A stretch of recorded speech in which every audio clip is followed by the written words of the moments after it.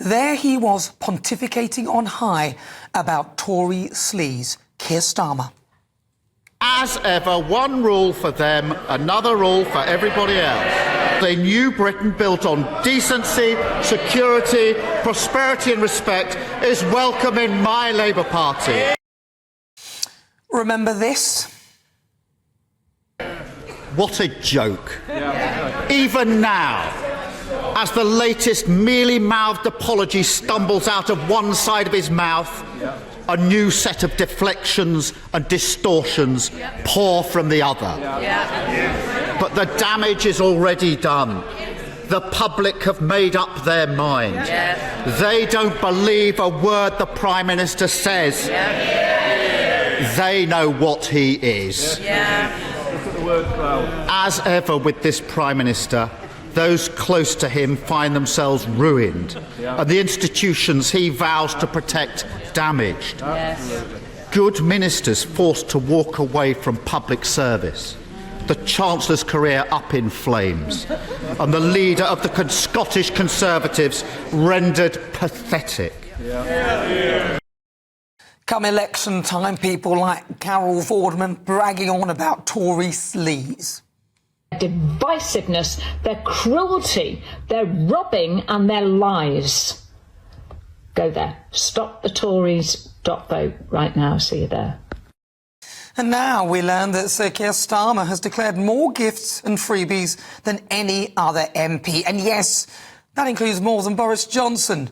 Keir's total in gifts, benefits and hospitality since 2009 topping £150,000. Here he is justifying why he needs to be in a box at his beloved Arsenal. I've had season tickets at Arsenal for a long time now, up in the stands, where I've gone with my boy and my friends for year after year after year. Now I'm Prime Minister. The security advice is that I can't go into the stands. Or if I did, you'd have to put so much sort of security in that it would cost the taxpayer a fortune. As a result, I've been offered tickets elsewhere in the ground where it's more secure. We don't have to use taxpayer money on additional security, and that's why I've taken the decision that I have.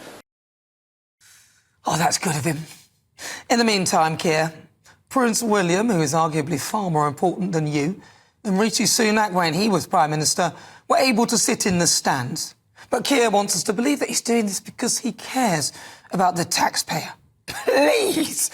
If you cared about us, Keir, you'd backtrack on your ridiculously damaging policies. I mean, this has got to be the most uncaring government I have ever had the misfortune to be led by. And they've only been in power for just 10 weeks. They've only just started. They've attacked pensioners, removing their winter fuel allowance, and school children with the VAT raid, whilst accepting gifts. But they're all at it. Angela Rayner, who accepted £3.5 grand's worth of clothing. Rachel Reeves, our Chancellor, who accepted £7,500 free clothes. Perhaps she could donate them to pensioners to keep them warm. David Lammy, accepting £10,000. I mean, this is ridiculous. So whilst the Labour leader was fanning the flames of Partygate, and even as Beergate came out when he said Angela Rayner wasn't there, even though a video emerged showing a mystery redhead in what looked like the same room as him, and when he said it was an impromptu gathering with about 6 people, which turned out to be at least 19 after someone discovered a receipt which showed if there were only 6 people there, they must have been either very hungry or incredibly greedy. And then a memo was unearthed to confirm that there was nothing impromptu about the meeting itself. The man who let abusers out of jail early to make way for people who had made hurty-feeling posts on social media. Now, I'm not for 1 minute suggesting that people who inadvertently instigated riots shouldn't be punished, but there has to be a level of proportionality. You can't empty the jails of petty thieves and domestic abusers to make room for these people. He accepted free clothes for his wife. What kind of man allows another man to buy his wife clothes? And he accepted £2.5 grand's worth of spectacles, whilst earning £167,000 as a Prime Minister, and is rumoured to have a property portfolio worth millions. Well, that's way more than most. Surely the Starmers can also afford to buy their own clothes. He's also got a massive pension.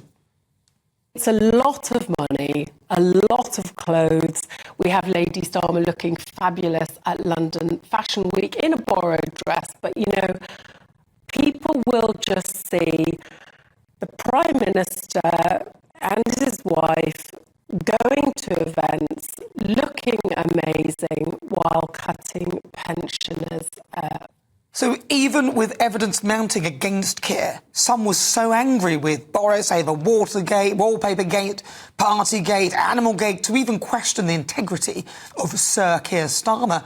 And those of us who did were seen as far right.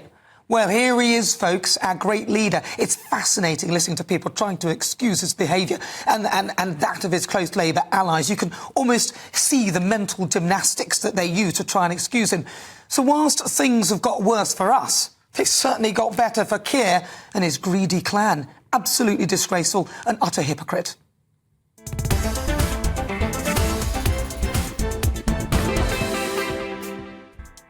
Well, before we get stuck into the debate, here's what else is coming up today. For the Great British Debate this hour, I'm asking a political commentator and trade unionist, do you believe Reform UK could replace the Tories? Then it's The Pulse, where we look into the latest health stories. And this week, NHS hospitals are increasingly charging patients for treatment with income rising by a quarter in just a year. Isn't that outrageous? Or is it about time that NHS became part of a privatised system? That's coming up. As ever, tell me what you think. Post your comments. Send me your thoughts. gbnews.com/your say.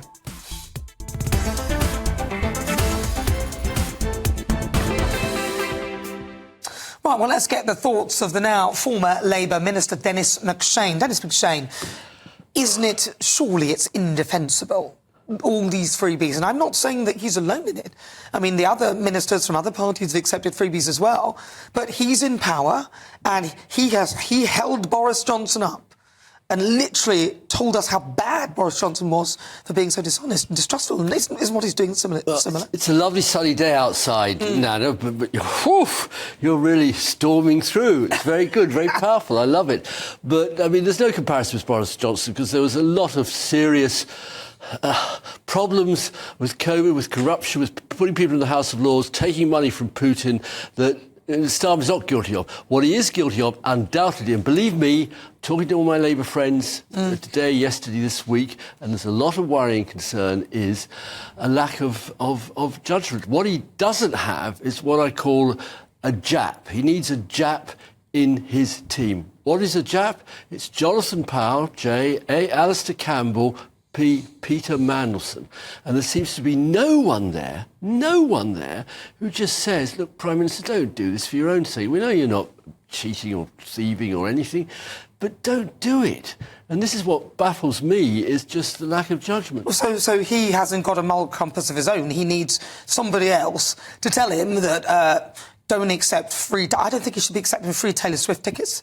I don't think he should be accepting free tickets for Arsenal at all. He's got a massive salary compared to most people. He's also got a property portfolio worth millions. So he's not a poor man. So why on earth would he allow another man to give his wife praise? It's not good enough. The only thing where your lovely list of crimes against humanity you're reading out against him, the only thing where I just jibbed a bit, looking at what has happened in terms of assassination attempts on world leaders, if he is told, don't go to your usual seat, here's a kind of box somewhere far off, you can sit there. That's the only area. On the suits, on the glasses, I don't even understand how somebody gives you glasses. You have to go to an optician to be checked for glasses.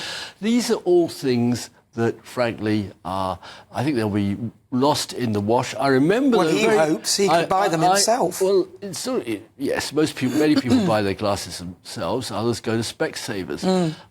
I remember there's a guy called Chris Mullen, who you'll remember, a very distinguished left Labour MP, a friend of mine, sat side by side by him, as closer than I am to you, about 1994, 95, and I'm jeering at John Major and the Tories for sleaze. Do you remember they were accused of sleaze? Yes, I remember. And Chris, very hard on the Tories, turned to me and said, Dennis, shut up, because we'll be in power soon and we will be found out to be just as guilty in our own way. And that would be, I caution certainly the Conservatives. It's very interesting Nigel Farage isn't doing too much on Sleaze, because, of course, he's trousered £140,000 a year since he's been an MP and just turned up 3 times in the Commons. Most of us expect MPs, I was expected, to be in the Commons working for my constituents. What's Nigel doing? Well, he has said... Later in the year. He has said that he's doing that because he's worried for his own security and safety. And the House of Commons? No. I'm talking about the Clacton stuff. Are you talking about the House of Commons? No, I mean, he can work in Clacton. He can work remotely if necessary. He has just done 3 questions and trousered £138,000 from money outside, not his very handsome salary, not his very handsome expenses. So, I mean, reform. Good luck to reform. Yeah, but yes, I know they're allowed to. And the Tories were, the number of Tories who were landlords and stopped any reform to protect tenants. In the Whip's office, they all had an interest in ensuring tenants were treated badly. Exactly. Well, look, so exactly... We're not a ping pong. So the point of this is that when you have a vested interest or somebody's giving you a gift, it's not really... it's very difficult for you to then make a sort of an objective decision. You're going to be making decisions. Somebody softened you up with some gifts, some glasses and all this and all that. And the worry is that people can then infiltrate your decision-making. And if you're in power, that's not really a good look. I completely agree with you, and that's why Robert Jenrick shouldn't even be in the competition, because he took, on behalf of the Tory party, big money from a property developer and actually overrode his own planning inspection and the law of the land to give this Tory mate a development possibility. OK, well, listen, we could talk about that for ages, because I'm still waiting for the Labour to perhaps remove the whip from Jazz Athwell. So, well, we'll see what happens with that. But thank you very much, Dennis, for exchange. Right.